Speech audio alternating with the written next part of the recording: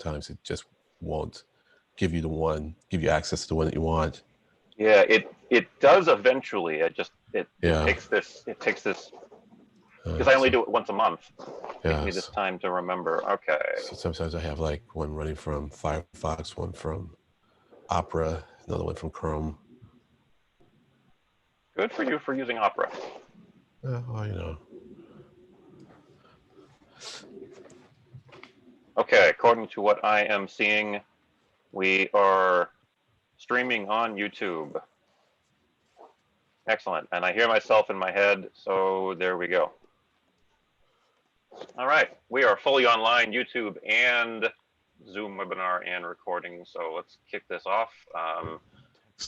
Wig, as the co-chair, would you like to go first, or would you like to have me? Please, Stefan, you do a phenomenal job. Okay.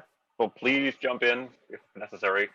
Welcome everyone to the September 2020 meeting of the MBTA Rider Oversight Committee. I'm Stefan Wunsch, co-chair of the committee. Let's go around in a circle. I'll just call in people. Karen, want to say hi? Just hi, everybody. Karen Wepsick. Thank you. Craig? He's mute.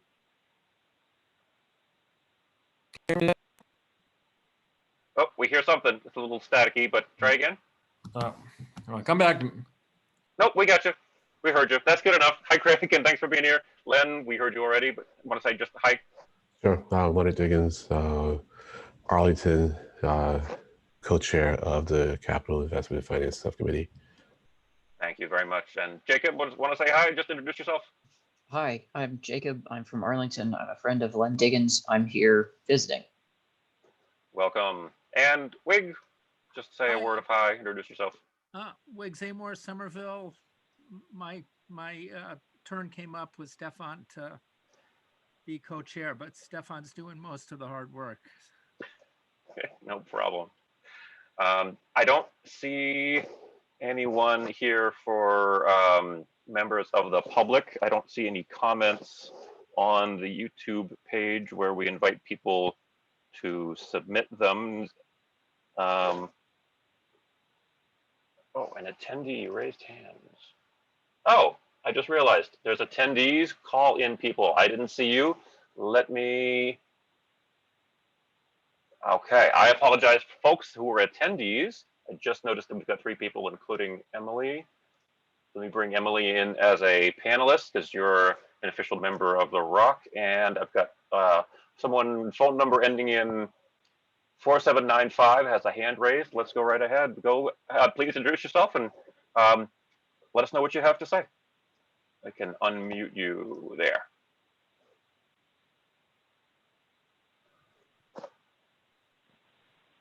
Hi, Barry, I'm here.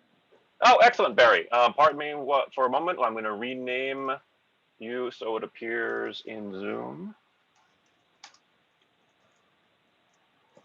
I'm glad you're joining us, Barry. And I will also make you, I guess I can't bring attendees in as full participants, but that's okay. You'll be able to speak, Barry, and I'll mute you for right now, though. You can unmute yourself as you just did. And we've got one other person on the phone with the phone number ending in 7817. Would you like to identify yourself? Or perhaps this is Deputy Chief Horton.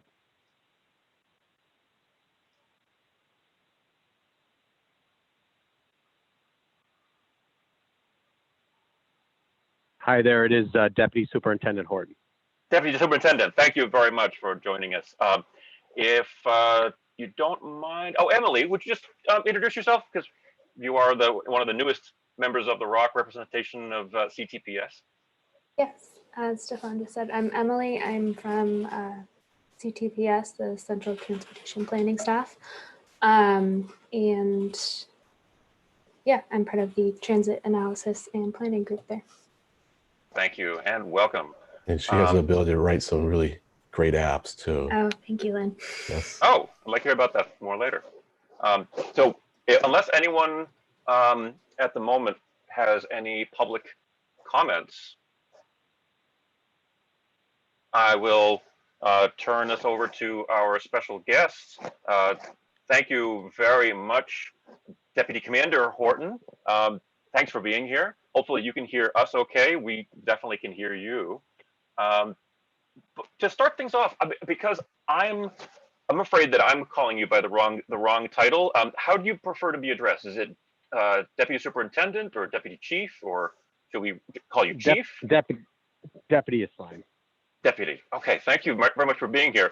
Would you like to take a few minutes and introduce yourself and tell us about your division and things like how long you've been with the transit police with the MBTA, background of what are your specialties, what your division does, etc. Because I mentioned in my email, we had a great working relationship with Joe O'Connor, Transit Police Chief, many years ago, and I give you my apologies that we haven't reached out to Transit Police since Chief O'Connor went out to Concord. So I want to use the opportunity of having you here, not only to cover the couple of agenda items that we had in mind, but also to learn more about what the Transit Police are facing for challenges and opportunities. Well, thank you very much. And I wish you had, or I wish I had reached out to you all years ago when I became deputy back in 2015. And that is about when Joe O'Connor left for Concord. So just a little background. I've been a police officer for 32 years. I started out in the city of Northampton in Western Mass and did 10 years there. And then I transferred to the MBTA in 1998. I've worked on many different areas at the MBTA, Transit Police, Patrol, Sergeant for many years, undercover for many years, in a special crimes unit for many years. Just to give a brief overview of our department, we're the 5th largest in the state when we're fully staffed. That's about 275 police officers. We cover 176 cities and towns, full jurisdiction. We primarily focus our policing on the core subway system and the Metro Boston region. So even though we have jurisdiction, say in Attleboro, we don't get many calls for service in the commuter rail there. But at Lynn commuter rail, for instance, we do get a lot of calls for service. So I do have patrols up in that area quite often. My division's the patrol division, which is the largest on the police department, a little more than 200 officers. We have 3 patrol districts. North District, which is basically north of the Mass Pike and the Charles River. The Central District, which is the core downtown area, which is basically Mass Ave up to the Charles River. And then the South District, which is south of the Mass Pike, south of Mass Ave, all the way down to the Rhode Island border. A fully authorized agency that has, a large detective unit. We investigate all our crimes up to homicides, which by state statutes investigated by district attorney's offices, and in Boston by the Boston Homicide Unit. But we investigate all rapes and all other crimes that occur on the MBTA. We have the 3rd largest bomb squad in the state, and we have a large motorcycle unit, a large canine unit, and just a busy police department. Obviously, incredibly impacted by COVID, and incredibly impacted post George Floyd being murdered out in Minneapolis. Probably from here on, if you want to ask specific questions, I can comment on those. Real quick, I know there were some questions that you wanted me to go over regarding dedicated bus lanes. So maybe I can speak about that real quick, and then if there's questions, we can go on from there. We have dedicated bus lanes now in a handful of cities. The majority are in Boston. We have a few in Chelsea. I believe there's one coming in Revere at some point in the near future. Don't quote me on that, but I believe there's one coming on up there. They're very successful, and obviously with the lack of traffic this year, they've been very successful. Enforcement occurs by both the city and town they're in. They're ticketing folks as well as police, and then our police department also will ticket as need be. What we generally go on is complaints from bus operations when there's a increase of people parking, double parking, people utilizing the lane. So not only is there general patrol where officers will just be on general patrol and they'll see somebody parking or operating in a bus lane, they'll get pulled over, generally given a written warning, but they can be fined up to $50 for a Chapter 90, Section 16 infraction of excluded way operating. And we generally will, if bus ops have complaints, then we'll go and we'll actually do directed patrols. So any questions? Yeah, I'll jump right in.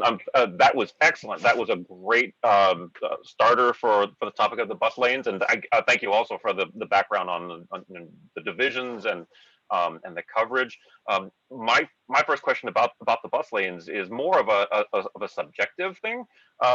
In your opinion, and by all means, if you don't feel comfortable answering this, that's fine. But in your opinion, do you think that the current level of the fine, the dollar value of the fine for blocking a dedicated bus lane infraction is high enough to actually perform the aversion to perform the preventive measure that the fine is supposed to be? I didn't phrase that very well, but I think you know what I mean.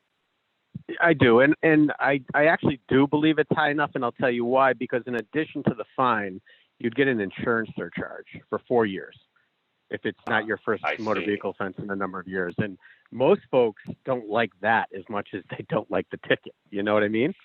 So I do believe it's a deterrent. What I have found personally, and I was in patrol as a sergeant when we had our first bus lanes on Washington Street in the Silver Line, and I found that just sort of using the tool of pulling folks over and educating them helped more than writing tickets. We found that a lot of folks just didn't realize, even though the signage was great, the multicolored lanes or different colored lanes, and it just needed a little education. And a lot of times communities will do that on their own. So, hi, this is Craig Leskowski from The Rock. Just following up on that thread there.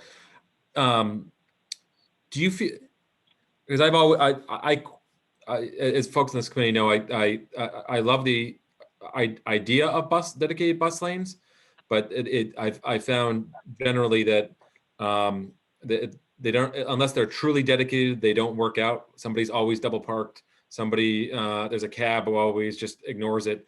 So that, and it really, if they're not fully dedicated, it falls on the transit police and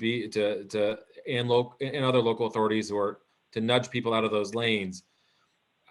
Given your resource constraints, is it a reasonable ask to have you maintain Washington Street in the South End or the area around the Federal Reserve now and Summer Street and all? I feel like we're expanding bus lanes, but that every time we expand a bus lane, we're not adding 3 members to the transit force to then go out and enforce that. We're just kind of hoping magically that your team can take that on. So so it's a collective collaborative effort. So those lanes that you described, so we had Boston Transportation Department that would enforce parking violations, Boston Police, State Police, and the Transit Police for any motor vehicle that they might observe operating in that lane.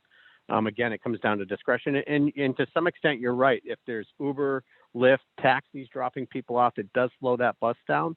But when there's normal traffic and there is enforcement, there's definitely, I think it makes a tremendous difference. And we found that from West Roxbury into Forest Hills, where in the mornings there's a dedicated bus lane and there's no parking at all on that one side from, I believe it's, I want to say 6 a.m. to 10 a.m. I haven't been out there in a while, so I'm not 100% sure on the time.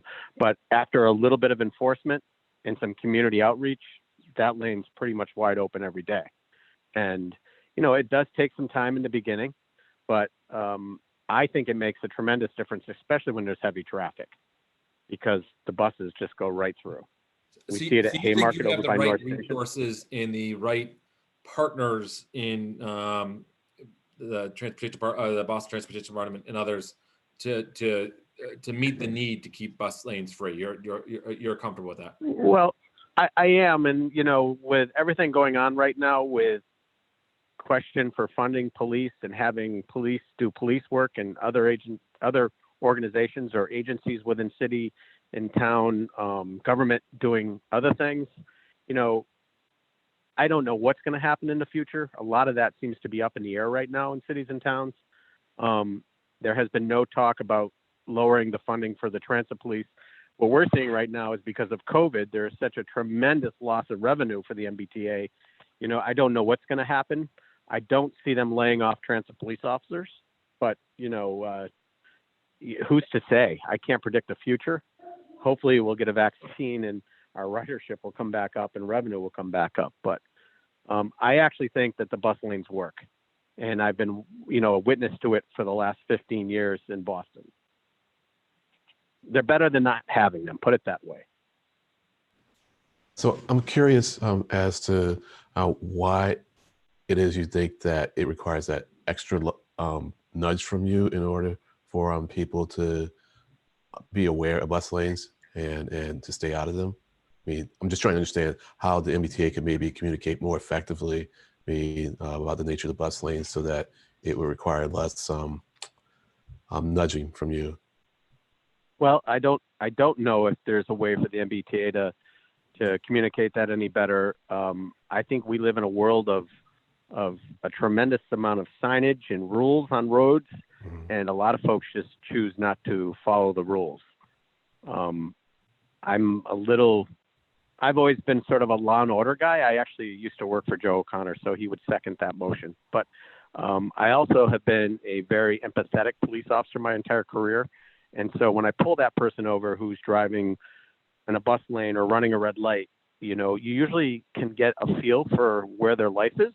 And maybe a citation isn't appropriate, and you get more bang for your buck with a verbal warning or a written warning than you would a citation. So there has to be a collective response to starting, say, opening a new bus lane in a city or town, that there has to be buy-in by the community, there has to be buy-in by the city and town, there has to be some outreach, whether it's through community groups, through the Department of Transportation in that city or town, through town and city government and the MBTA collectively. Thank you very much. More questions from other folks? If not, I've got a few more questions. Are you going to talk about bus lanes? Because my question was not about bus lanes. So if you want to stay on topic. Anyone else want to ask about bus lanes? Any further follow-up? Yep, Jacob, please. I think that I'd like to thank you guys at the Transit Police for not blocking the bus lanes yourselves. I know that in New York, a lot of the sort of institutional bus lane blockers are police vehicles, and I've not seen anything like that in Boston. So thank you guys. Well, we try our best. I mean, sometimes they do respond to calls and they have to park where they have to park because of the emergency, but I'm pretty strict with my patrol supervisors to make sure officers aren't parking where they shouldn't be. Bus stops, bus lanes, hydrants, handicap spots, all those are off limits from my perspective. Very good. Karen, go right ahead with the other topic, please. Oh, okay. So, I think about a month ago, I was trying to get on the Orange Line at Mass Ave, outbound. Well, the same transit turnstile or whatever you call them now. And I know this guy was trying to get in on my, when I went in. So I kind of moved away, but still he ran over and pushed right behind me. And I want to know, I was trying to think myself of a technique when you suspect somebody wants to do that. Is there do you have a good idea on how I could have avoided it other than gone to another stop? Well, that is a tremendous problem, and the problem isn't very simple to solve. And I'll explain that in the sense of everything that's going on, especially in the core subway system in that area of Mass Ave with mental health folks, opioid addicted folks, and homeless folks. We have a tremendous issue with fare evaders, and it's very, very difficult to enforce. As a matter of fact, when the 2.0 or whatever they're calling it now, the next fare system rollout occurs, as of right now, they're taking away our ability to make arrests when folks don't identify themselves when they fare evade. So it's going to be very difficult for us to even enforce it. So my suggestion to you, if there's an ambassador around or a police officer around or employee, just speak up, but don't put yourself in harm's way. Oh, You know, no, it's no, not worth it. there was, no, there was nobody around. I actually love the ambassadors. So I would have, if there was an ambassador there, I would have said something. So, yeah, well, I'll, I wouldn't have minded walking, over to the Green Line on the Symphony. No, stop, but but you I'm you not gonna shouldn't try have to to do fight that it. as well. No, don't. Well, And but you know what? If they piggyback, they piggyback. Don't put yourself in no, harm's way. no, I'm sorry. I do not want, piggyback is one thing if somebody, looks down and out or something, and, but this was, no. I'm I not gonna understand. let anybody, Well, good for you, but just be careful.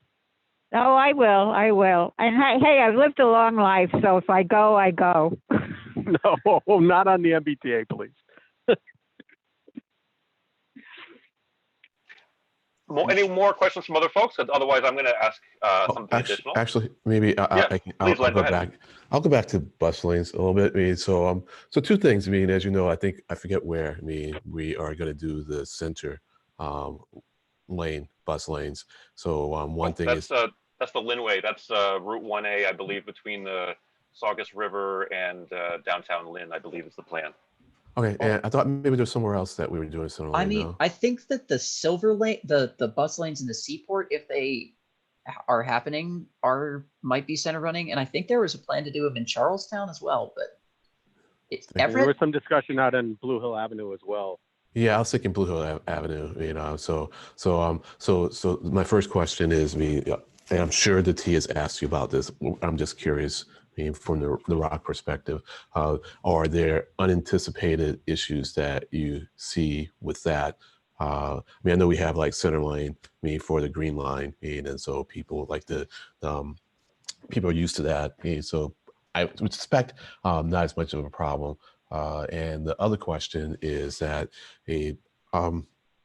there is a way to do bus lanes, not center lane, being on the right side that doesn't use the parking spaces. So you essentially grab a lane of traffic and you kind of use bump outs, so that buses don't have to pull in to a parking space and then kind of pull out, and that would make the buses move more rapidly. What do you feel about that for bus lanes? Any problems that you see? I'm not so much thinking from enforcement, but more so from traffic and accidents, both with respect to collisions between buses and cars, but also cars and people and buses. Thanks. So obviously, and I don't have anything to do with the studies that have occurred by other cities around the nation that have had dedicated bus lanes long before us and found them to be successful, and around the world for that matter. I think the center bus lanes are very effective, and where our concern will become then is crosswalks, intersections where folks have to cross to get to the center pickup area. That's where enforcement and education will probably play a big role. The other design that you were talking about, I've been in some cities where the bus lane is right up along the right-hand side of the curb, and then there's parking, then there's a bike lane, and then there's lanes for regular traffic. Those seem pretty effective. And sometimes it's, the first lane is parking and then a bus lane, or a bike lane, then a bus lane. And all of those are based on studies, traffic flow. And, I don't think the MBTA does do a really good job, always concerned with public safety in the sense of pedestrians and our passengers trying to, the Green Line, for instance, we do enforcement over there where the trolley's picking up and a car will try to go around where folks are getting on the trolley, and we do enforcement with that quite often. And, folks, again, it's like any traffic enforcement. It's only as good as the people driving on the road and their behavior and their respect for other people. And that comes right down to, red lights and you name it, right? Drunk driving, everything. So it's kind of a work in progress. I think bus lanes are very successful, and I think they can play a really good role in speeding up time for folks who use buses, which tend to be some of the poorer communities. And I find them to be really effective. and it cuts the travel time down immensely for a lot of folks who have not really been thought about sometimes, probably in the past, by transit agencies around the country. All right, thank you. Carl just joined us. Carl, would you just like to say hi? Just that way we'll make sure your mic is working and you can identify yourself. Hi, yep. Carl's here, thanks. Sounds good. Carl, as you know, we have Deputy Superintendent Preston Horton, and we've been talking about the express bus lanes and enforcement and various aspects of that.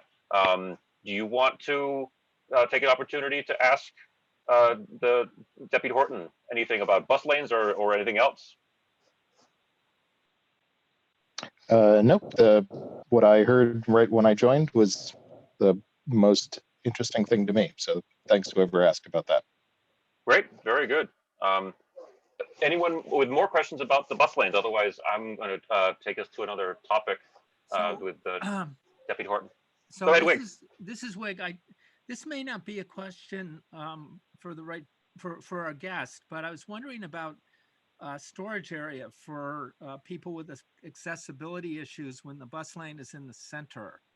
It must require some pretty thoughtful design if you've got people who are handicapped or have other mobility challenges. You know, if it's on the side, sometimes you can use the sidewalk or other areas for storage because there's a lot of flexibility for other people to kind of go around. But often in the center of the street, there's not that much extra space. And I think that's why you don't see a lot of bus lanes that are center lanes. There would be ADA requirements. So folks who are using mobility devices are able to safely utilize the buses. So I think that does get all worked into a project when they're going to be adding those type of lanes. And sometimes the express lanes will run in the center for a period, and then they cross over to another side in different cities that I've been in, where, you know, they can go several miles on one side and then they cross over at an intersection, almost like the trolleys do in some locations, crossing different intersections. And that seems to work as well. Okay, thank you. Okay, turning to another topic.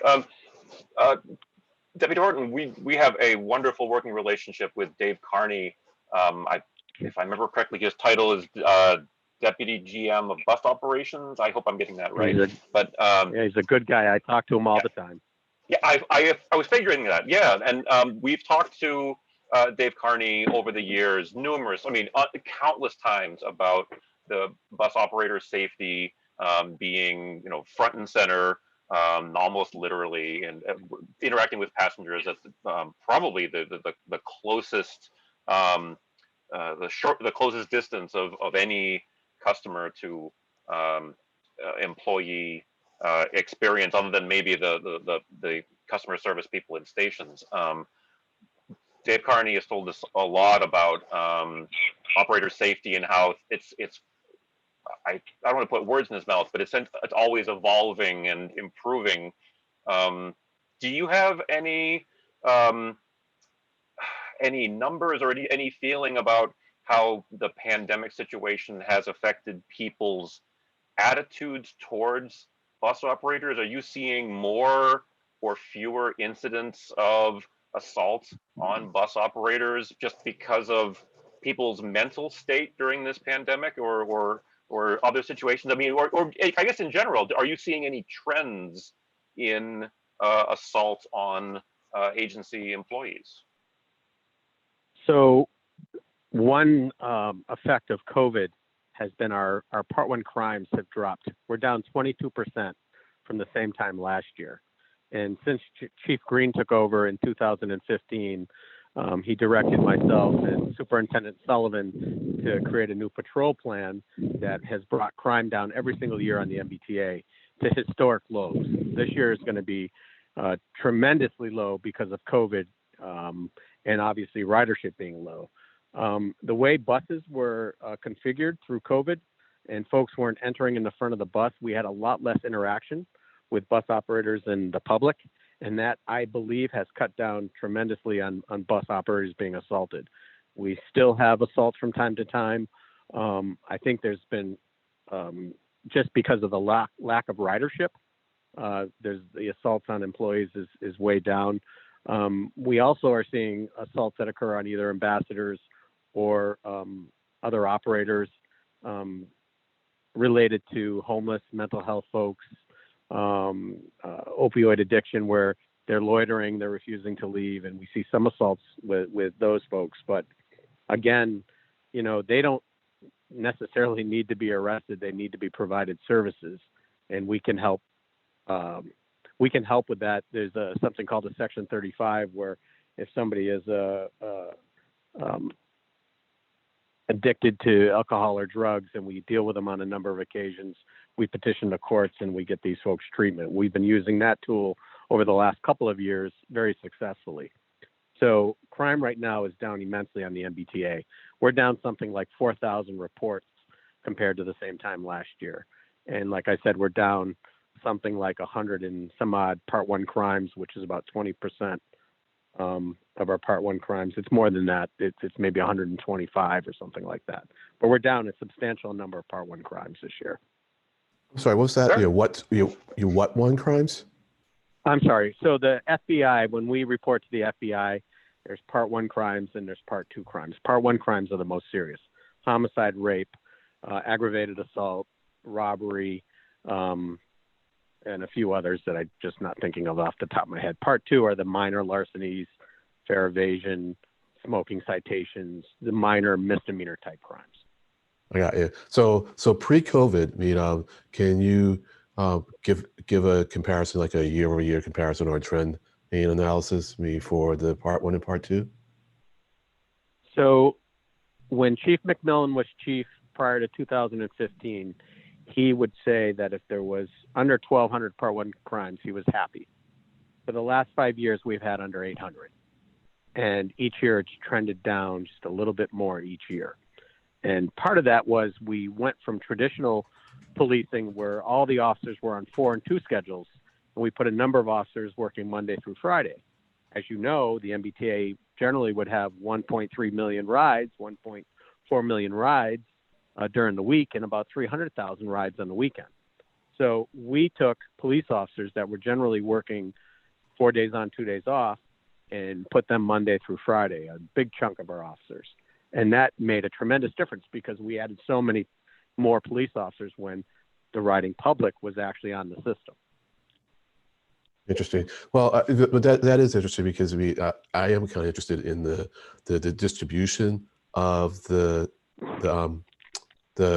incidents, because you could make the argument that even though there are more people on the T at any given time, let's say during rush hour, it may be a different distribution of types of folks, versus on the weekends and the evenings where maybe people are going to games, getting a little too inebriated and creating a little bit of havoc.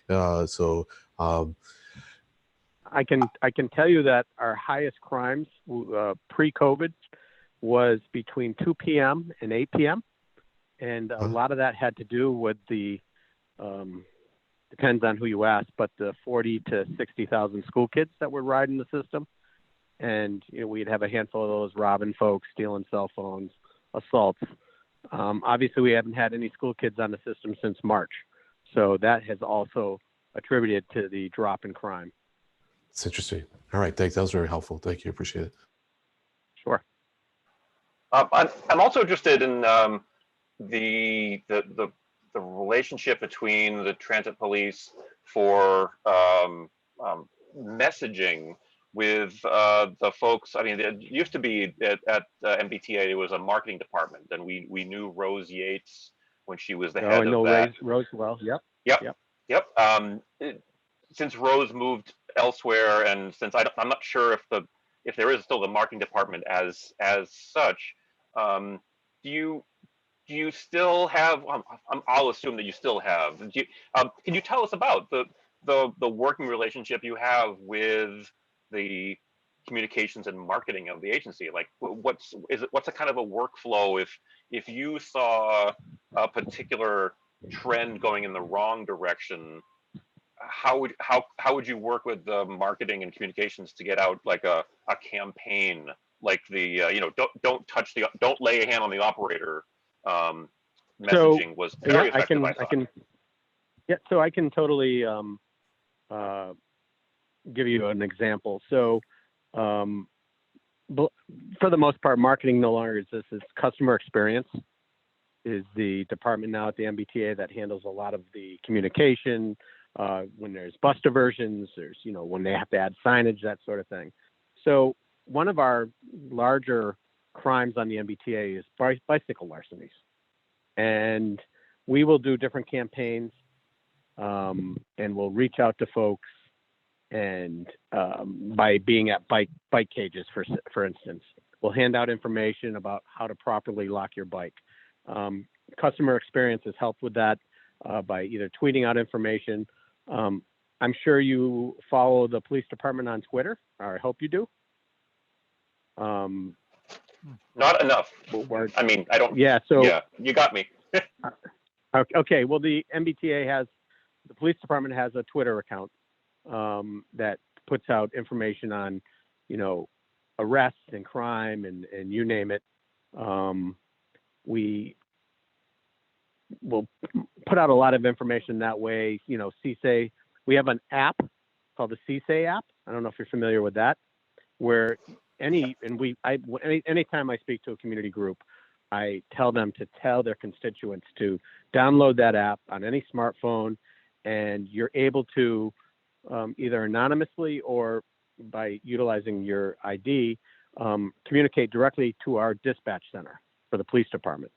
So if you're on a bus or on a train and you see a crime, you can turn on your app. Everybody's got a phone in their hand, and reach out to the police department and anonymously, or if you want to, have your name attached to it, say, hey, there's a person on this train, they're acting up. Can you send the police? The dispatchers will interact with you, and they will send officers right away. So we communicate on a regular basis with Joe Pesatoro in media relations, with customer experience. When we see an increase in, say if there was an increase in employee assaults, and we'd want to get the word out that, it's not acceptable and arrests are made, or we're looking for suspects for this, that, or the other. And a lot of that goes through the MBTA's Twitter account, the MBTA Police Department's Twitter account. So excuse me, that's MBTA CSA? No, that's for the app. Yeah, that's for the app? That's an app. So if you on your smartphone go to your app store. Yeah, MBTA I'm looking at it. CSA. So it's MBTA CSA. Yeah. Okay, I'm seeing it. Downloading it now. Thank you. Excellent. Yeah, it's a great tool. It's really, really effective. And we, just to tout a little bit, we were the first transit agency to have that app. And during the marathon bombings, we actually were one of the first organizations to transmit out to our followers to say, hey, look, if you have any photos from the finish line, please send them in, because we're collecting them for the FBI to research people that were in the crowd. And we get a lot of kudos from that, being able to do that, because a lot of police agencies didn't have any sort of app to do that, or reverse. You get a reverse 911 call, but obviously they couldn't do that to 1 million spectators. So I remember hearing about that, but I had forgotten that it was using that app. That's fantastic. Yeah, I've used the app on a number of occasions to report things. See something, say something, exactly. And kudos for what I thought was a very streamlined design. It was easy to use and got the job done effectively and quickly. And the Twitter account is MBTA Transit PD. That's excellent. Thanks. Any more questions from anybody else? Because I've got one more follow-up that related to what we're just talking about. And okay, I'll ask that. It's sort of along the lines of technology, and like the messaging you were just talking about.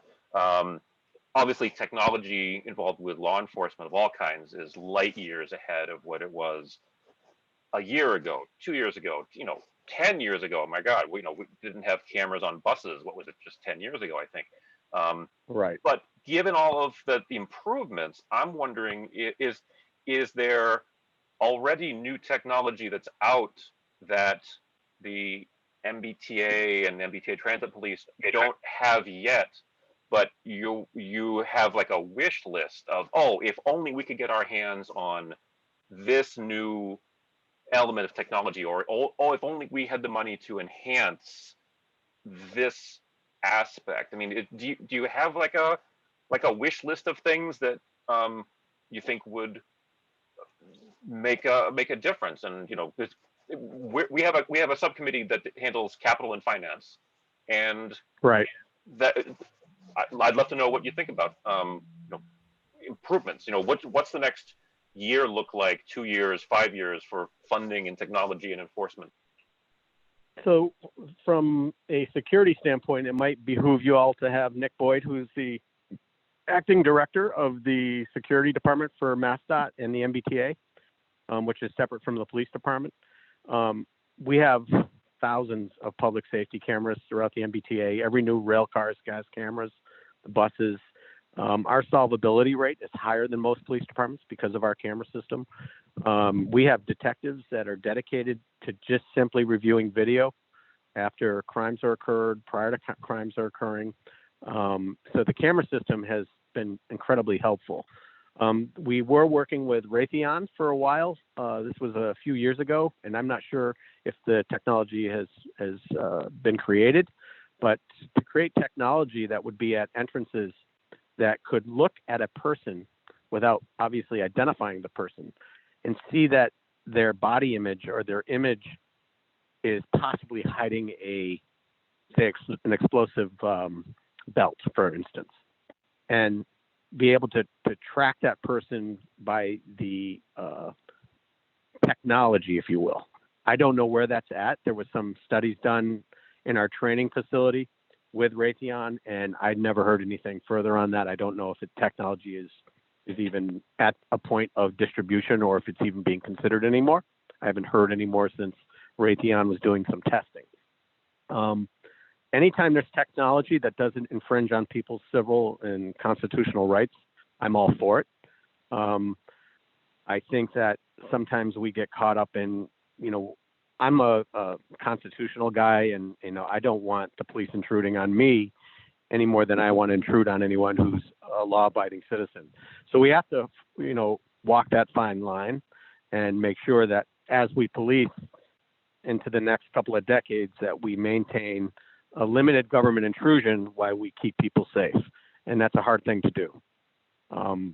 We could be China, and I don't ever want the United States to be China, So we have to, we have to be careful when we're doing it. Very well said. Any other questions or comments? So I guess my answer is no at this point, but. Okay, I got you. Okay. Any other folks on the committee with more comments or questions? Hey, it's Craig. First of all, thank you so much for the time. This is it's been really insightful for me to learn about the different tools, and through this conversation, I think I in many ways you've already in a certain way answered the question I'm about to ask, and I don't mean this question to be controversial. I mean it truly as you're in the right position to help educate me and explain to me the answer. So forgive me for asking the question, but why have a dedicated transit police as opposed to just having a division of, say, the state police? Just from an efficiency standpoint, it's why not just set them up, and so you don't get the jurisdictional issues? Why not just have it run by the state police? So maybe you can help me understand that from as somebody who's kind of been in different areas of law enforcement and been with the T a long time. So I have different opinions. Some are personal and some are professional. So I don't want to be held to what I'm about to say publicly, if you will, because I don't want to speak for the chief of police or anyone else for that matter. Personally speaking, so when Bill Bratton became the commissioner in New York City, there were 3 divisions in New York. There was the housing division, the police department, the housing department, and the transit department of police. He merged all three, and it was the best thing that ever happened to the city of New York for enforcement, for public safety, you name it. Brought crime way down for a number of reasons. Back in the 90s, the state police merged with Capitol, MDC, and registry police, and why they didn't merge with the MBTA, I don't know. But from my perspective, it should have happened then. Our budget's around $30 million. I personally think at some point, if we were merged with the state police, it would make sense. Now, the problem lies with a lot of politics. In the city of Boston is pretty particular about the way they police, and they don't want the state police policing in Boston. So if you think about it, our core subways in Boston, if there were state troopers everywhere, Boston police would probably be out of their mind. Now, again, those are personal opinions. Maybe at some point that could happen, and I think it might behoove the powers to be to look at that. It would be probably expensive at first, but once you think about it, there are many barracks in the state police throughout Massachusetts. They could police the commuter rails and so on and so forth. And then the inner city would be policed, by the inner city troop, if you will, or the inner city barracks. Why that hasn't happened, I think part of it is operational. So when there's a trained pedestrian, I know all the MBTA players. I know the commuter rail, the director of railroad operations, Dave Carney, for instance, when there's a bus incident, and we can move investigations a lot quicker than when you have a state police investigator show up who doesn't know anybody. Relationships mean something. And we've been able over the last, since I've been in command anyways, to really improve the way we expedite investigations. When somebody commits suicide at downtown crossing at rush hour, if you had an outside agency coming in to investigate that didn't have the relationships we have, it could be delayed a lot longer than it needs to be. For instance, when there's a commuter rail accident or a commuter rail trespasser struck, we try to get that second track, if there's two tracks, moving so we can move passengers. So there's a lot less delay in service. I'm not sure if that would happen as well if we had merged and the relationships weren't built. But I think over time, those relationships could be built. So, Did I make any sense? No, thank you very much for the honest answer. I really appreciate your candor, and I think you hit the nail on the head that there are some obvious reasons why you would want to merge them for efficiency reasons, and then there are some natural reasons why you wouldn't. I'll ask somewhat of a joking follow-up question. If a express bus is coming from Newton down the pike and a crime happens on the express bus, is that the state police, the MBTA police, or the Boston City Police, if that happens somewhere in the tunnel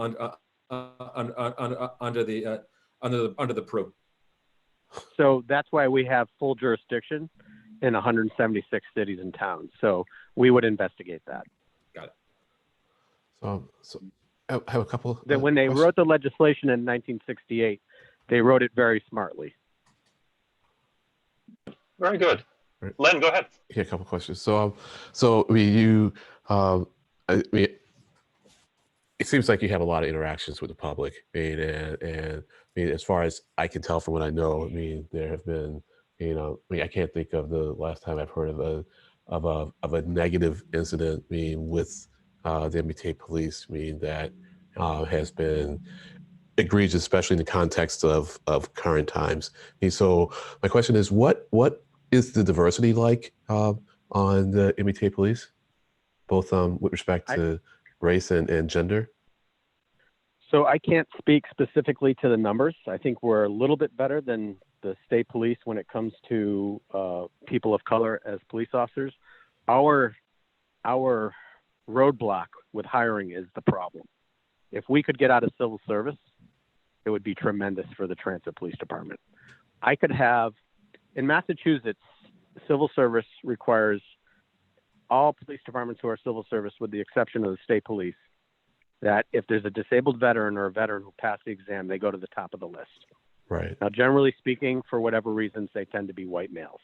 Right. The state police, they get an extra 2 points. I would love to either see our department get that legislation changed or just get out of. I would prefer to get out of civil service. So you could have a young man who lives in Dorchester, who's lived here his whole life, who's stayed out of trouble, who's gone to college, gotten a master's degree in criminal justice, might be working on a law degree, wants to be a police officer, scores 100 on the exam, and we might not even reach him for an interview because there's enough veterans that we have to go through before we can reach that person. It's tremendously difficult for us to reach quality candidates of color. Because in your case, that's a professional opinion. No, that's great. That's interesting. No, I mean, I deal with this issue, on a town level, and so I mean, on the town level, you also have the residency in the town, and so I thought, mean that wouldn't affect you, but you're saying there's enough veterans in the queue, meaning that you still don't get the diversity that you want. Well, that said, still though, it seems like the negative incidents between MBTA police and the public, are low enough at least that they're not getting any profile. So either is we've had, go ahead. We've had a couple of incidences in the last few years, and the command staff's taken immediate action, and it's either been a termination, a prosecution, or a resignation. We don't tolerate it at all. Excessive use of force. Some officers might even say that our command staff is heavy-handed to officers who use force inappropriately, but I don't think there's any place for it in law enforcement. We have sent the message to our officers that excessive force is just not acceptable. On the flip side of that, we've been training de-escalation for the last 4 years, long before a lot of departments have included de-escalation training. So along with our firearms training, we train de-escalation, which is very impactful. Well, good. No, that's great. That's great because I think it's an example of how you can take what you have, maybe with limited diversity, and still get a positive outcome, or at least an outcome that's not negative. So that was great to hear. Thank you once again. I echo Craig's appreciation for your just forthrightfulness. That's not quite the right word, but you know what I mean. Thank you. Mm-hmm.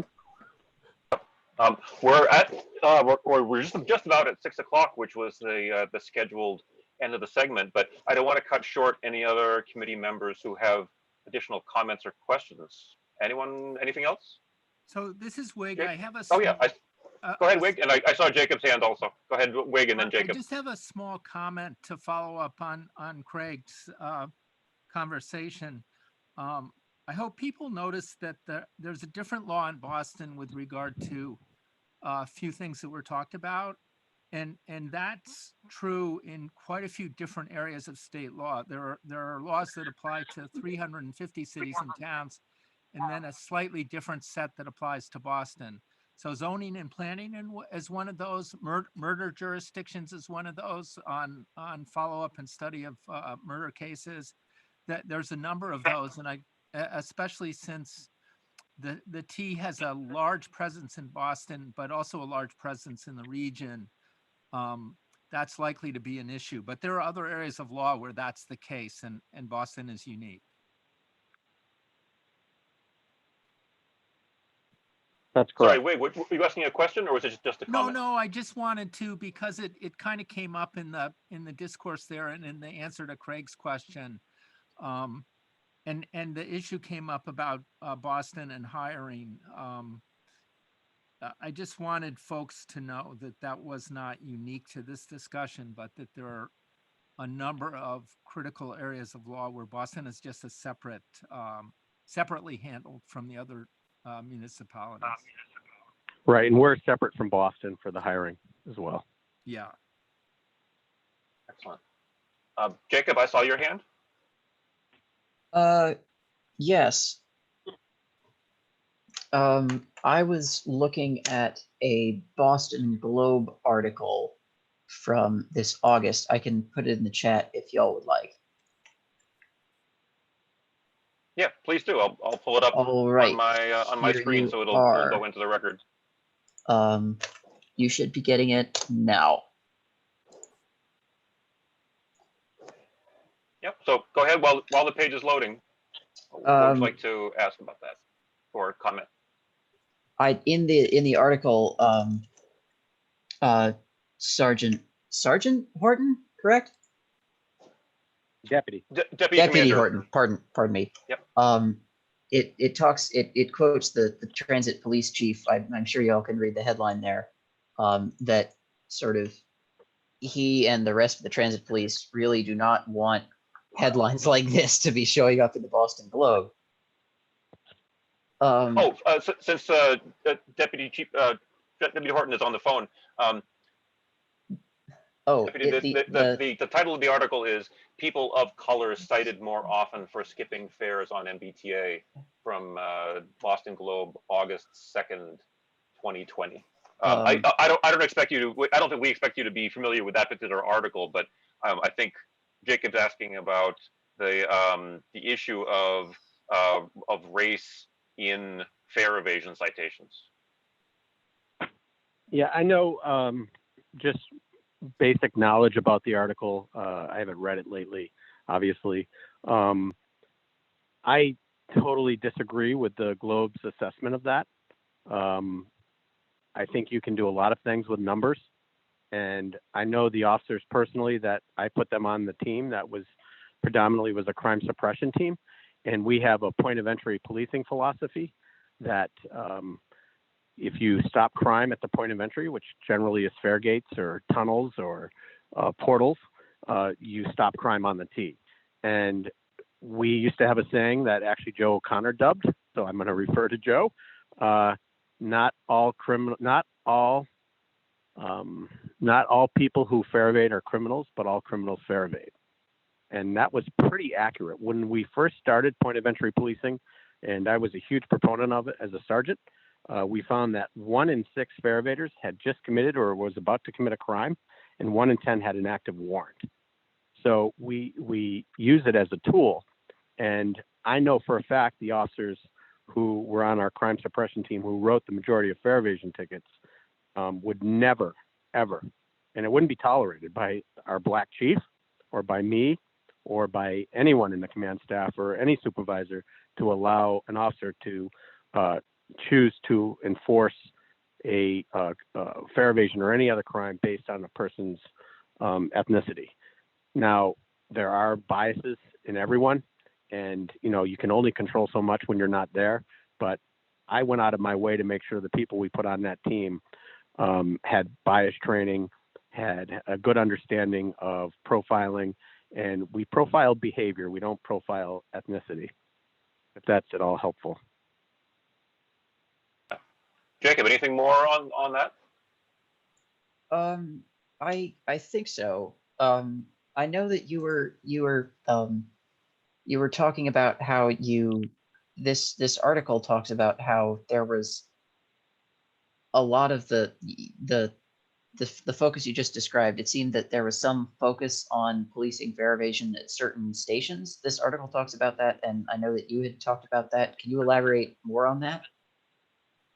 I can from a personal manner as well, because I used to do I was in a plainclothes unit for many years, and we focused on point of entry policing. So if you're at Downtown Crossing or Park Street, State Street, Mass Ave, Chinatown, the ridership there is very diverse. And fare evasion, the woman who was speaking earlier had the person coming behind her. I don't know the ethnicity of that person, but he was white. Yeah, we simply will enforce fare evasion. So if we're there and 5 people of color fare evade, they're going to get stopped. We're just obviously not everywhere at the same time. And I think some of the ridership in certain neighborhoods, especially on the subway system, the bus system, tend to be people of color. We certainly didn't say go to these stations because people of color are using it and we want you to enforce that, obviously. I'm very cognizant. My husband is Brazilian and he's very dark, and he has had instances in stores where he's been followed. So it's very personal for me. It's personal for the chief who's black. It's very personal for all of us. We just don't tolerate that behavior. And, the Globe did the article, the numbers are there, and they are what they are. I really need to stress, though, that at no time have I ever seen a transit police officer say, you know, we're only going to stop black people who are fare evading today. It just doesn't happen. I don't know if that's helpful or not. I think that I'll speak for all of us, not officially, of course, but yes, that's extremely helpful and solidifies it to a high degree. So yes, absolutely, thank you. I've been an anti-bias trainer and diversity trainer for many years, and the folks who work for me, which is 3/4 of the police department, know that, and they respect it, and we go out of our way. We work with diversity at the MBTA quite often for trainings. The academy, the officers get bias training, and we do everything we can. And I think the best way to make those kind of real changes is the hiring and the recruiting of people of color and of women. You know, if you look at policing around the country, it's predominantly men. Why is that when half the population is women? If every police department was half women, I think we'd have a much more empathetic police department. Well, I'm curious. So, do you feel that most of the crime is done by men? I believe it is, Okay. but there are women that commit crime. But right. Yeah. No. It's not to say that you don't need to have more equity in terms of gender with respect to policing, but I was just curious. So it just kind of sparked a tandem question for me. So it's not related at all, but I was just kind of curious. So thank you. Sure. Well, I want to be respectful of Deputy Horton's time. We're actually coming up on 6:10, which is even beyond our scheduled slot. Unless there's any other really pressing things, I think we'll wrap up. But I have to say, Deputy Horton, it is an absolute pleasure to speak with you. Thank you so very, very much, not only for joining us tonight, but for all the work that you do and all the members of the force. I feel like we are extraordinarily lucky to have you on the force, and I feel proud of our transit police. I always have, but tonight, speaking with you, shedding new light on it, I'm beside myself that we have such a gold star, not gold star, to our wrong expression, a first-class team at the transit police. Thank you so much. Sure. And I'll leave with one final, just a comment and a request. As the official MBTA oversight body made entirely of volunteers out of the ridership, let us know how and if and how we can help. We want to be not only a resource for the riders, but we also want to be able to bridge the gap and assist and facilitate in any way that we can and that's appropriate. So please keep in touch. Use us as a resource as much as the resources of the agency itself. Absolutely, and pass around my email to all your folks, and I'm more than willing to help out, answer questions anytime. One side note is I am planning to retire next spring, so I'm on the lights at the end of the tunnel. But if I can help between now and then, I'll be more than glad to, and anytime. Thank you. We'll be so sorry to see you go, but yes, absolutely. And I have every confidence that whoever attempts to fill your shoes will be fantastic as well. Excellent. Well, thank you for having me. Thank you so much for joining us, and we will keep in touch. And thank you again. Bye. Good night, everybody. Good night. Good night. Okay, I'm going to move back to the agenda, and we are at we're within the subcommittee reports section. So unless, actually, I guess we'll say it on unless. I mean, Len, would you like to go first as Capital Investment and Finance? Sure. Let me pull up Brian's notes. Sorry, I have lots of desktops here, and I have the microphone. That's quite all right. Would you like me to go forward with? Muted, huh? Sure. If you're ready to go forward, that's fine, and then I'll bring up his mail. I had it up, but then I lost it. So you go, and then I'll go. No problem. I'm looking at my notes from the Marketing Communications Operations Subcommittee, which we had on September 8th. We had a special guest, Linda Dillon from Keolis Customer Service. She gave us an update on all sorts of commuter rail customer service and programs. I'm not going to go into the details here, but I'm going to find the. No, I just realized I don't know if I have a public link that I can put into the public record for the presentation that she shared with us. If I can, I will annotate the YouTube video later with the link to that presentation that Linda shared. Other than commuter rail, we did talk about express bus lane painting and how the recent development of multiple municipalities going in on a bulk purchase or a joint agreement to purchase the materials ought to facilitate that acquisition for lower costs. Talked about some of the details of bus lane concerns. For example, Massport apparently has concerns that the express bus lane would cause interference with some of the harbor trucking routes.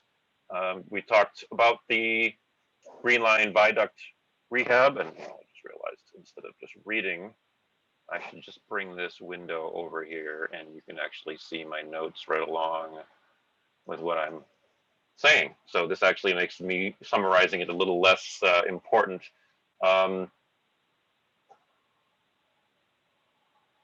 We got kudos from Karen about the Barletta construction on the E line, which was a complete rebuild for track and tie intersections.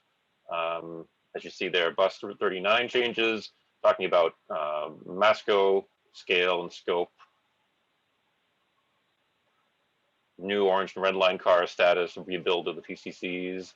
And then at the end, I gave a little presentation on the 3 public meetings that I had attended. I take that back. It was 2 that I had attended and 1 was coming up the next day on 2 bridge projects and the notable Codman Yard expansion. If there's interest and or time at the end, I can talk.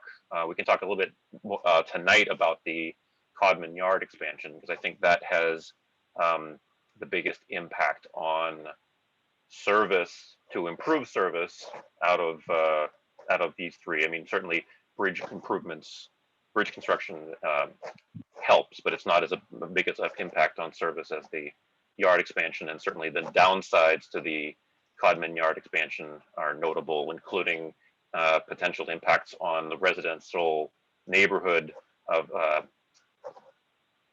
Dorchester and no, I'm sorry, Mattapan.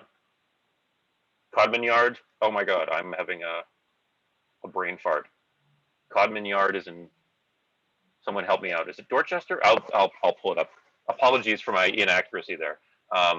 Apparently there's a lot of concern by the abutters and the neighborhood that the construction is going to clog the one access road to the yard.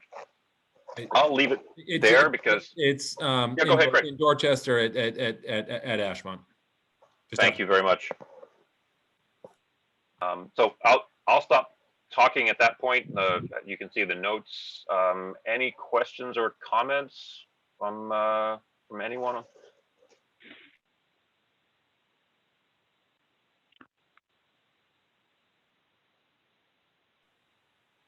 Okay. Like I said, if at the end before 7 o'clock, if there's any interest, I can pull up the visual of that Codman Yard and talk about how it's going to help and what the goal is. So I think if there's nothing else about the Marketing Communication Operations Subcommittee, we'll go on to Capital and Finance. If you're ready, Len. Thank you, Mr. Wunsch. And I'm ready. And so Brian, my co-chair, my partner and co-chairing the CIF, led the meeting. And I have to just say, Brian, I think is doing a good job, really good job, being co-chair. He's really taking the lead, although we're co-chair, he's really taking the lead some more, his assistant. Here, here. I think he's He's doing really, great. really good job. And so, let's see, there was a public comment period about Green Line extension. Oh, so Wig talked about the Green Line extension and the beams that they've been removed and only a few remain. And I guess we've seen some pictures since then with new beams or whatever. Wig can tell us later on. We covered a few of the decks, or I highlighted a few of the decks from the FNCB meetings. One was on bus electrification. And then those of us in the MCOP group know a lot about this because Bill Wolfgang has talked with us a fair number of time about the battery buses, and essentially the battery buses didn't make the cut, and I think they tested them last winter, which was a fairly easy winter, and they still didn't do what we needed them to do. I mean, they're not giving up on it, and the notion of battery buses, hoping that the next generation or two of batteries will make the battery buses more feasible. And it seems like the hybrids are pretty much the hybrids are working out pretty well. It's probably the way they're going to go in the near future. Let's see. Len, one quick question. Yeah, sure. I'm sorry. I think I know the answer, but I just want to double check my perception of that. Is the battery buses that we're talking about that are questionable are the ones that were all battery with no carbon internal combustion engine at all, right? Yes. Okay. So the ones you said, the hybrid ones are still effective, but those are the ones that are either burning diesel or no. Are there any CNG hybrids, or is it all diesel hybrid? I think it's the latter. I think okay. My impression was that they are getting rid of the CNGs, but this wasn't from the slide deck. This is just from our meetings with Bill Wolfgang. I wouldn't bet a lot. Yeah, I think that's what Bill has said, that it's all going to be diesel electric hybrids. But okay. I'm sorry, I missed that. You said the all battery electric was that test was a failure. They're not going forward with that. They're not. Well, it wasn't. Yeah, a failure in that. They feel that those kind of battery buses are not ready for the streets here. For the level of service that we need. I think the deal is that they don't last long enough, and the recharging time takes too long. But the hybrid would be used, for example, in the seaport, so it could go electric in the tunnel, but then switch to non-electric outside the tunnel, and we can get rid of the catenary issue. Well, my impression of the hybrids that they are testing, and I can go back to the deck and look at this, is that it's kind of like a hybrid vehicle that people use where it's electric until it needs to be carbon driven.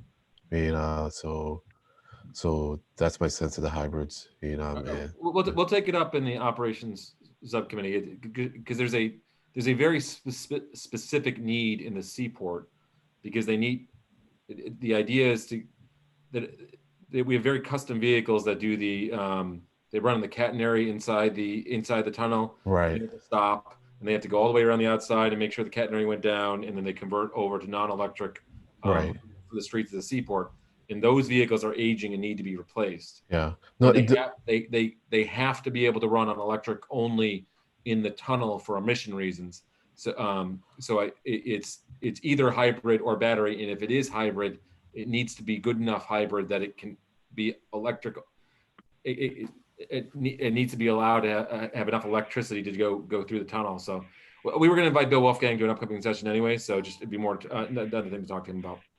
Right. Yeah. Yep. Yeah. So, there's one. Sorry, one thing I want to add about that is I know that the issue with the wintertime performance was that the batteries performed poorly in the cold, and since the Silver Line underground is relatively isolated from the outside air temperature. I would not be surprised if that more regulated environment allowed for the battery to be used. But I agree. We'll talk to Bill Wolfgang about it. Sorry to cut in, Len. Go ahead. Okay, that's fine. No, cut it all you want. And so it's not like it's not like a rush for time, and that I have a lot of stuff that I got to cover. So feel free to chime in, challenge me as much as you want, and for more information, I'll give you what I can. And so the T is moving forward with thinking about what things are going, how transit is going to work after the pandemic is over, and assuming that it'll be over. And and let's see if I can remember. Well, I mean, it's just, I'm sorry, I was kind of reading Brian's notes here, and it's really going to be a matter how ridership returns. I mean, and so we are seeing a fair amount on some bus lines. I mean, in some bus lines, I mean, it's more than it was pre-COVID. And I think the 111 is one bus line that's higher than it was pre-COVID. And most of the heavy rail has seen a good rebound. I think the blue line is the highest, but I don't think any of them are really above 50%. And commuter rail is still trudging along. But I mean, they're thinking about what things will look like in the future, and nothing's certain, but at least they are trying to, they're giving some thought, and I'm not doing justice to that topic. So please, anything insufficient about what I'm saying, blame on me and not on the T. There was a deck on fair transformation, and that's essentially seems like AFC 2.0. There was a photo or two of new Fairgate, and it had some different technology on it, which kind of looked like, if I can recall correctly, what we saw when we got our little tour of what the technology was going to look like. But it did have the same Fairgate, meaning the same kind of plastic doors. If I recall correctly, that was the case too. So that was some indication that they're moving forward with AFC 2.0. Anyone want to say anything? Okay. I'm trying to pull up that doc so I can show the photo, but I don't know if I'll if have it you're in a timely fashion. If you're gonna share your screen, let me know, because you'll wipe out my desktop. So let me know before you do that, so I can boogie back over to that desktop. All right. Oh, okay. No right, worries. thanks. It's not critical. But... Okay. So I gave an update on the MPO and the TIP criteria that's being rolled out, the new TIP criteria, and it'll have a bit of an impact when it comes to assessing transit-related projects. Now, the MPO doesn't do a whole lot of those on its own, and usually the MPO will give money to support a project that the T is wanting money for. But it's one component of the way that we judge projects, is the extent to which they can positively impact transit. So we've been involved in that pretty heavily, and I'm really happy with the way it's going. And it is the case too that they are going to be using NOx particles in the assessment of air quality or air impact.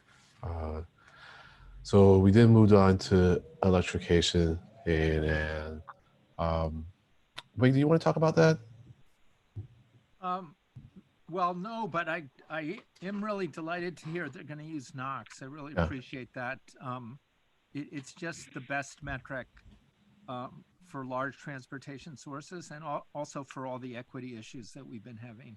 So I appreciate that, Len. Sure, sure. And actually, when I read through Brian's notes on electrification, we need to follow up on that. So and it's part of Real Vision, and there's an interest in it, and we're trying to figure out who to meet with in order to get more of a sense of how that's progressing. And certainly it'll be interesting to see, what the thoughts of that, how maybe COVID's impacted that, because that would be more kind of commuter railish, than anything else. And we're also going to try to talk with someone about the I-90 West Station, and certainly impact, that the development of that area or the reconfiguration of that area will have on the West Station. So that's about it. Yeah. If I could just add one thing Sure. about electrification, and I'm probably repeating myself. The cost of capital is at a historic low. There's basically no cost to capital.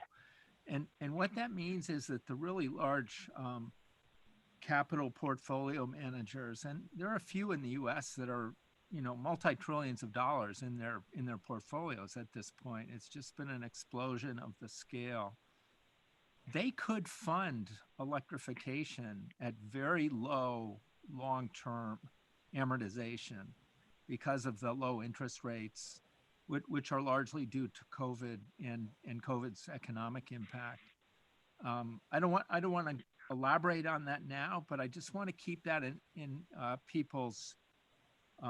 front of people's eyes, because it's a very unusual time, and I think that there's a tendency for people to maintain an attitude for a long time about the cost of capital and how that impacts infrastructure.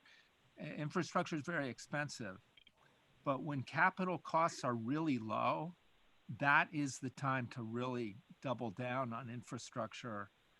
I'll stop there, but it's a pretty important point, and I imagine there are an awful lot of governors who have their hands so full that they don't actually realize what I've just said and its impact.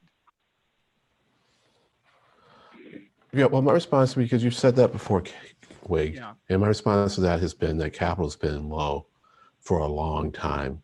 It got really low after the 2008 recession, and it's been bumbling around, sub 2, for a while. It got above 2 for a bit, but the 10-year, which I think is usually the way where people measure these things, has been pretty low for a long time. So people are aware of this. I think it's like, well, you can borrow money at a low interest rate, but you still got to pay it back. And so I think everyone's really struggling with, well, where will the money come from to pay it back, huh? No? Well, that's true, but if you think of a 30-year amortization, which would be the minimum number of years for a very large capital project with a life longer than 30 years, there's a massive difference for every 100 basis points.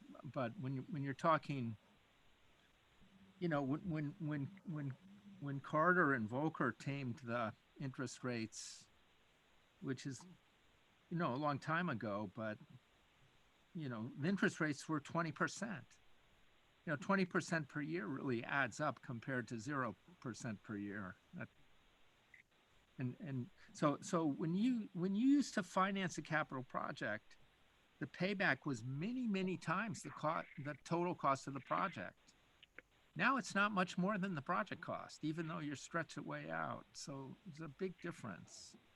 And I think what will happen, Len, is that when the economy does rebound, that the amount of money that will be saved when the amortization goes back up would just be staggering. Yeah, But anyway, that's just my personal opinion. And my point, Wig, though, is that we've had lower interest rates for a long enough period of time. That the people in government who make these decisions, are aware of it. If there's anything, I become more and more aware of the more and more I deal with government. Is that the people are pretty smart. And when it comes to how to spend money, they pretty much have figured out how to do it. And to the extent that they don't, it's because they can't. And so I think it's important to understand why it is. I mean, that they don't, as opposed to saying that, oh, well, they just don't know. If only they knew, I mean, they do the right thing, you know?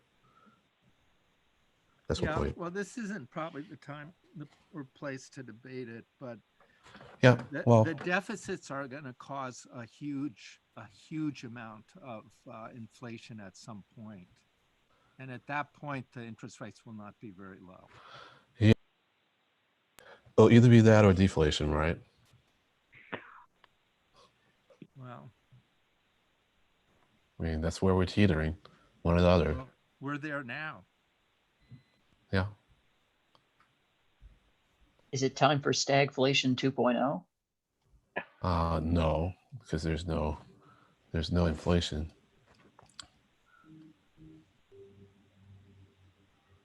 So stagflation is inflation with no growth, right? And so there's no inflation. And you can say there's no growth, but there's no inflation.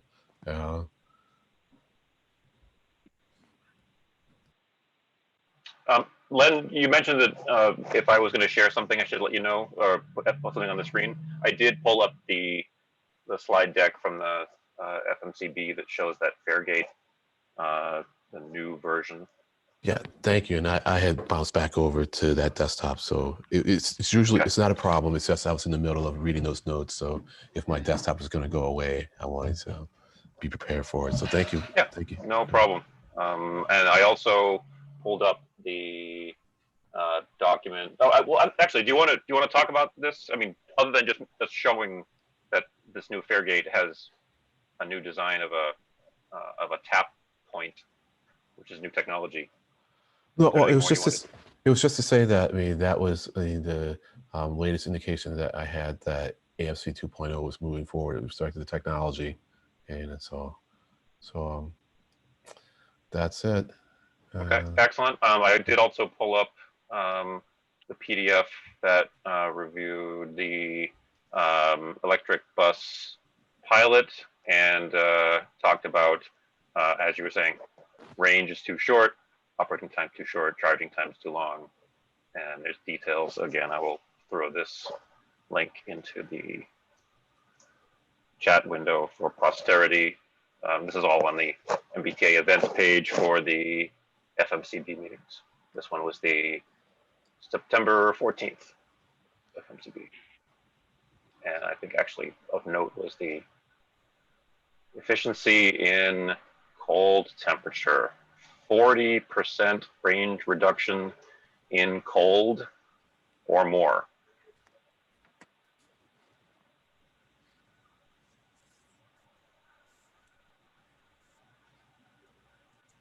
Well, I'm done with my part of the CIF report, and I turn it now over to you, Stefan.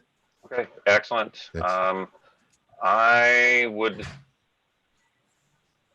like to ask for an approval of minutes, but until we have a return of a MassDOT intern, I think we may be without transcribed minutes. However, I'm not sure where or when we mentioned this. The fact that we're recording this on YouTube for posterity also gets us a Google speech to text translation that appears on YouTube as closed captioning. I don't know if that's sufficient to count as minutes. Certainly, it's not possible to view them for review and approval. This is only the second time that we've used the Zoom webinar format. I'm recording it in the Zoom environment as well, and that last month gave the Zoom version of the speech to text.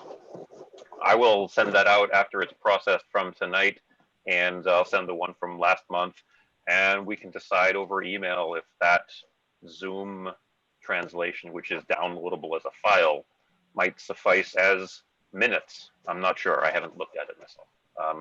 But moving on to reports on external meetings, I've got one to share quickly, but I'll let someone else go first if there were any other external meetings worthy of mention.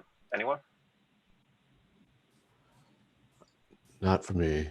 I kind of reported on the MPO stuff in the context of CIF. Okay, very good. I'm going to pull up the Codman Yard project. Well, Excuse me, folks. I'm going to Go right sign out because the garden thing is happening now. So see you next time. Bye. all right, take care. Bye. Karen. Okay. Bye. Thanks, Bye-bye. Karen. Yep. See you next time. Thanks. Well, Karen got away before we had a chance to discuss Mr. Deck. And so I will, Mr. Chair, I will suggest that we talk about Mr. Deck now before maybe anyone else needs to leave. Please. Yes, that sounds good. I'll let you lead off if you don't mind. Sure. So Jacob Deck is interested in being a part of the Right Oversight Committee. He participated in the marketing communications operations meeting this month. I mean, that was kind of his introduction. Both his introduction to the group and our introduction to him. We did a little bit of a kind of interview type thing with him, and I think I haven't had like the talk with him about expectations of the Rider Oversight Committee, but I think he's pretty bright. He's got a good sense, and I'll certainly talk with him more. And so the worst that'll happen is he'll go, hey, well, you know what?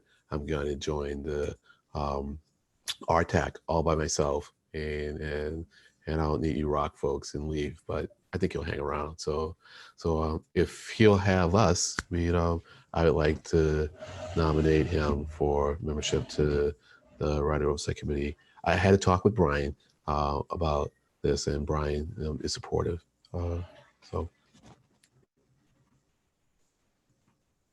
So I guess at this point, maybe it'd be appropriate for Mr. Deck to introduce himself, say a little something, but then we'll need a second on that motion and then a vote. Sounds good. Jacob, go right ahead. Great. Hi, I'm Jacob Deck. I'm a friend of Len Diggins. I live in Arlington. I've been riding the subway my entire life, and I love it to tiny little bits. Well, bits of it. I love being part of spaces with a bunch of people who really also care about the subway and sort of can access that sort of secret, forbidden, arcane knowledge of FMCB slides and stuff that there's a lot to learn, and this seems like a great place to do it. And if I can sort of ask questions and make a difference in helping the T work better, that's just an added bonus.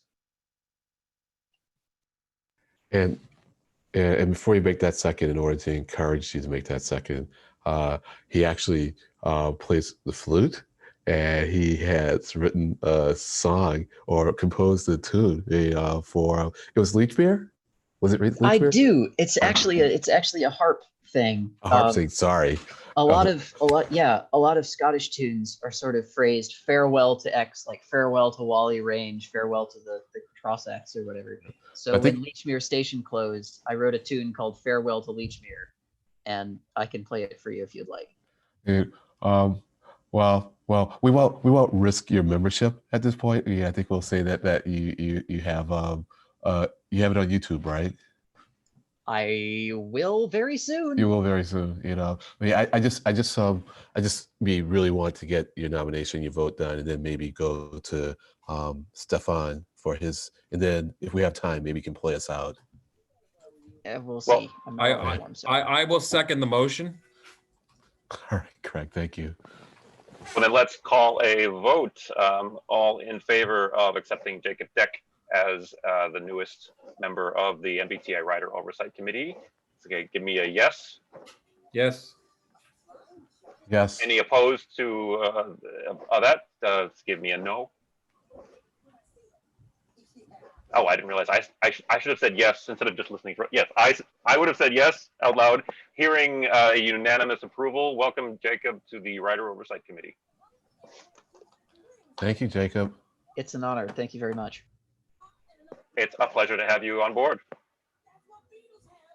And I got to say, I was expecting a little bit of wordplay because you mentioned the Scottish theme, and I was thinking of something like you were going to like wordplay on like Lochmere or something like that instead of Leechmere. But That's actually that's actually a good idea. go for it. My royalties are very affordable. No, just kidding.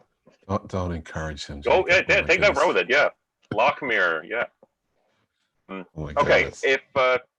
if anyone has any old or new business, let's do that now, and then we can take it to the end with more details. Yeah, Jacob, go ahead. I did have a quick question. A lot of I read too much of Twitter, and a lot of the sort of MBTA people I've been following have been paying very close attention to the bus electrification pilot program. They are noticing that in these slides here, they do not mention anything about in-motion charging. It seems that a lot of cities in France are doing this. One of the ways to really help battery electric buses work is to have part of the route electrified with double overhead cables. It seems that there are certain BRT routes that the T is studying, including the center reservation possibility on Blue Hill Avenue and the Chelsea busway between Chelsea and I wrote on it just the other day, the new Silver Line branch, SL3. Yep, Chelsea to airport. Yeah, but I think that the wires couldn't run over the Chelsea draw and all that. Oh, actually, no, it can. You can actually run overhead lines over or drawbridges. It was a very common thing back in the days when streetcars were everywhere. Yeah, they still do it on. Yeah, but I'm not sure if there's like restrictions on clearance if they have to run trucks over that bridge or whatever. So, I'll speak to that. First off, we will talk with Bill Wolfgang, and he can give us the lowdown on why they did things as they did. But I suspect the reason is that you do the test with the technology that you have, and so that's just not something we have now. And so if we want to pilot something like that, it's a much more expensive pilot because you now have to like build that infrastructure in order to test it, and I suppose it's worth doing, but it comes at a cost. But we can certainly have Bill talk with us about why they did it the way they did. I mean, is there any reason the pilot couldn't take place on some of the T's existing trolley bus infrastructure? I mean, I know that, for instance, the wires on old Route 72 would be a good place to start if they didn't want to worry about a bus like breaking down in the middle of the road and like blocking other service. Well, I don't know the answer to that, but I do have utmost confidence that Wolfgang would have considered that, because he knows the system well enough, and knows possibilities. And if he didn't, there'll be a reason for it. Whether you think it's a good enough reason is a whole other issue, but we can certainly bring that, ask him. But it's not like you would say that and he'd go, oh, I never really thought about that. Well, I'm glad to have the confirmation that inviting Bill Wolfgang is first and foremost well, at least certainly on the short list for invitees. The plan for folks who weren't at the marketing and communications operations is to invite Bill for this meeting, the public meeting in October. I think that I'm hoping that Bill will be able to because of the Zoom platform allowing it. But my invite to him is going out in hours, less than that, later tonight. Sorry to Can I interrupt. jump in with a comment on this? Please. And then Lynn again. I'm sure I brought this up before, but Nam Su was head of mechanical engineering at MIT for a very long time. That was his career, basically. He came over from high school in Korea and stayed the rest of his life, except he went back to run the top science and technical university in Korea for 5 years, which they've been asking him to do for a long time. I mean, he obviously, like many of those folks, he has hundreds of patents, but among other things, he designed a electrified transit system that has the electric feed under the pavement. And he built some of those systems. He built a pilot system in Korea, and there's been a number of those built. I think folks, I think first off that any kind of charging as you go enormously lowers the battery rate. So it makes the transit much more efficient. There's no question about that. The carrying batteries makes transit a lot less efficient.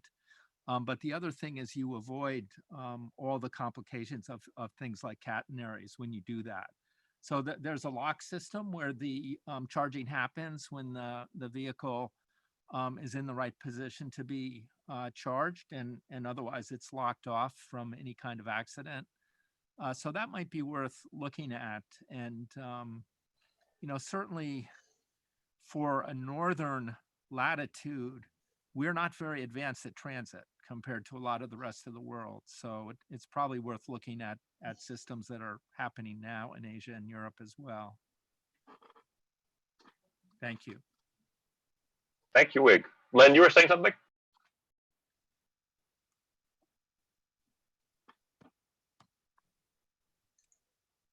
I don't remember, but it was. That's okay. I guess the question was whether you were going to ask Bill Wolfgang to the Full Rock or the Operations Committee.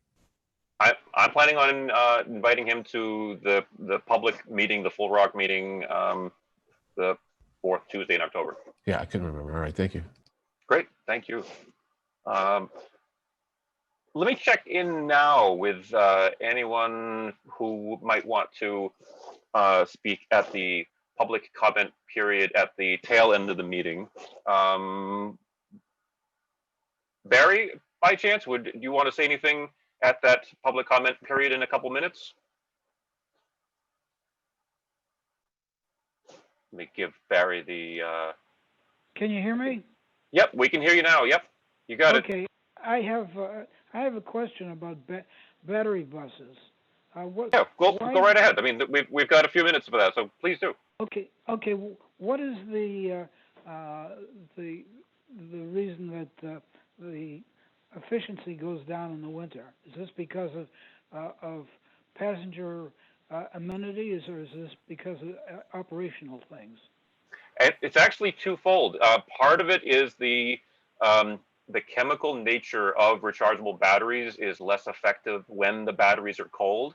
In fact, I believe we were told by Bill Wolfgang that some of the battery buses actually have heaters to keep the battery compartment warm, which is almost counterproductive because you're sucking power off of the battery to keep the battery itself warm so you can get more power out of it. It's a strange balancing act.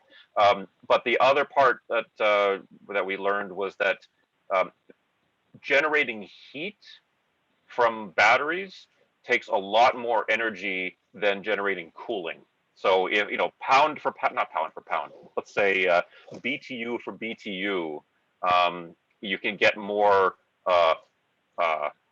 effect of the cooling in the summertime to decrease the temperature X amount than you can for the same amount of electricity generate heat.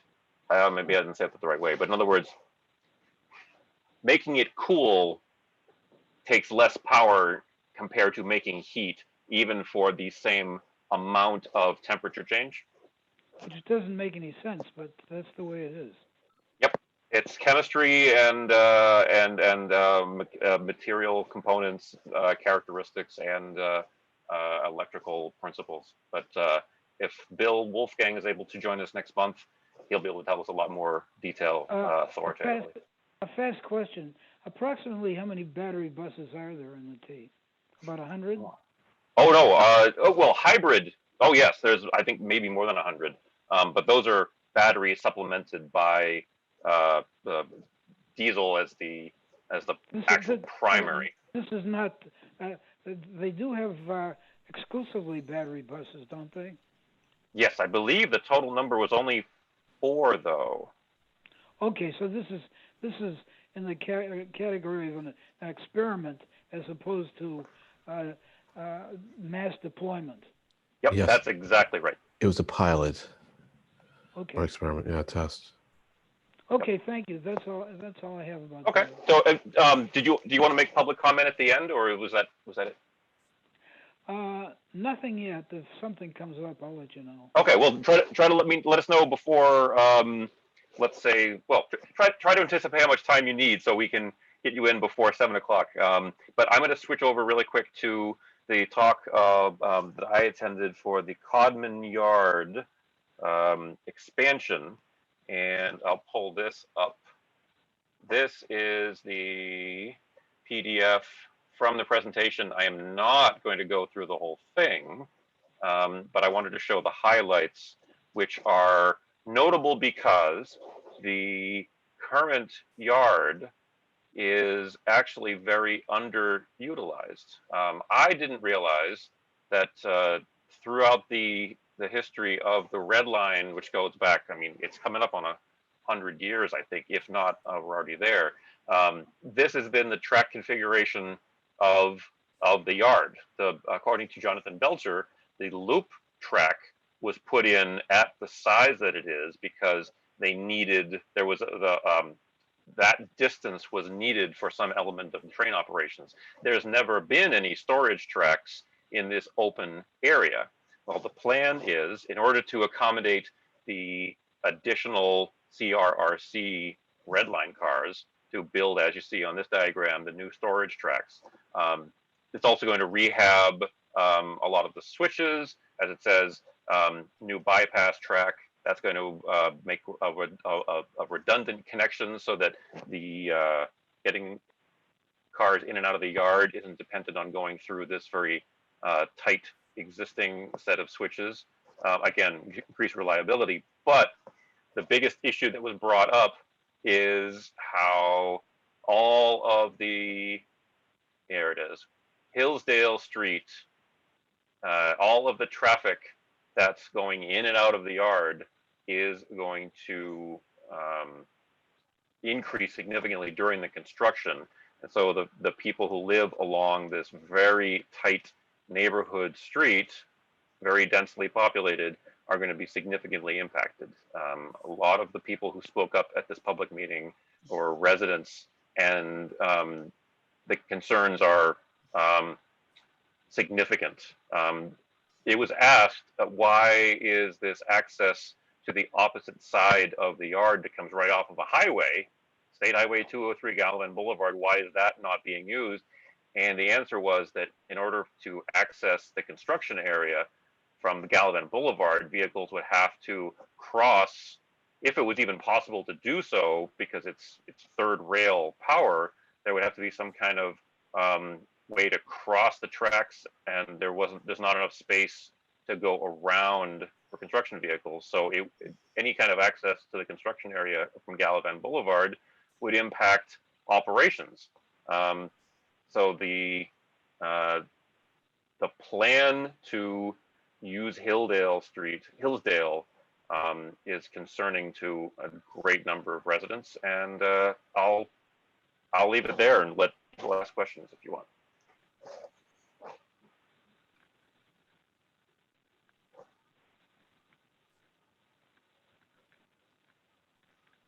Okay, thanks, Craig. See you next month. Unless anyone has any questions or wants to ask I have a about this. question. Yeah, please go ahead. Is there any, this would be really dumb and probably kind of inefficient.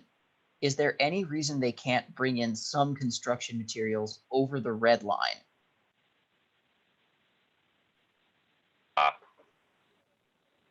You mean actually bring in the materials themselves over the tracks of the red line? Yes, like use some of their maintenance of way equipment and haul stuff in over the track.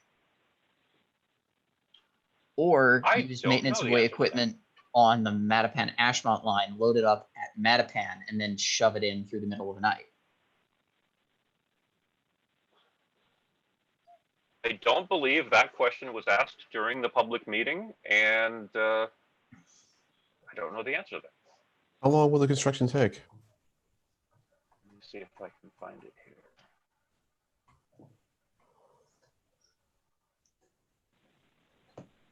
I mean, doing it in the middle of the night will increase the cost. I mean, so that's always something to take into account. Because I mean, you're going to pay people to work at unusual hours. Now, maybe you can build that into the contract. I don't know, but even if you do build it into the contract, it'll just probably make it cost a little bit more. Build into the project, as you say. Go ahead. So, well, I don't have the answer to that, but this is on the MBTA events page, and I'll add that link in here. But the traffic issues, I mean, that was only during the construction of during the expansion, or were they concerned about that even after the expansion? Nope, it was just during the construction. They mentioned at least one resident talked about how even on a normal day of coming and going, in order to supply the yard with whatever materials go in and out, there's been cases where a tractor trailer has gotten stuck because of the close alignment here. You can see that there's people already parking on sidewalks in order to try to to allow larger vehicles to go through. So apparently there's already a precedent for congestion and getting things like larger vehicles stuck. Are those residents parking there, or are those people parking there and then going someplace else? I believe that this is all residents parking on the street. I don't believe there's any. I think they said this is a permit resident parking only, I believe. I see. Oh. I believe that's the case because of the proximity to the. Oh, Craig just left. He'd be able to. Oh, I can just click on it. Cedar Grove Station. Yeah, I believe they enforce. So you think they're parking there to go to Grove? No. I believe that the parking here is people who live on the street. Okay. Yeah. Typically rail freight is much more expensive than truck over short distances.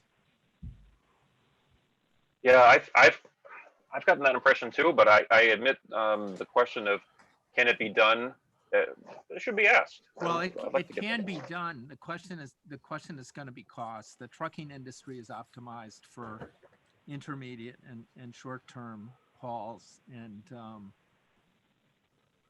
I don't know. I mean, I have limited experience in the distant past, and the railroads just are very efficient over very long distances, but they're horribly unentrepreneurial.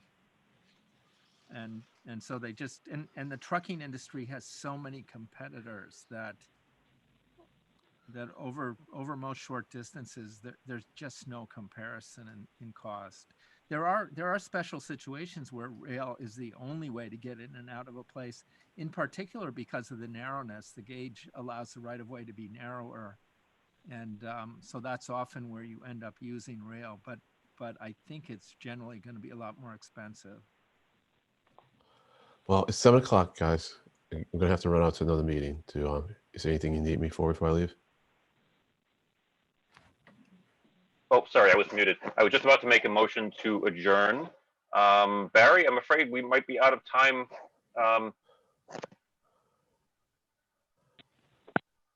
I second that motion. Oh. Okay, then thank you everyone for being with us tonight. Jacob, Wig, Emily, Len, Barry, thank you all very much. And thank you, Stefan. We'll see you. Take care. Stay safe. Yep. Alrighty. Bye-bye. Be well, everybody. Good night.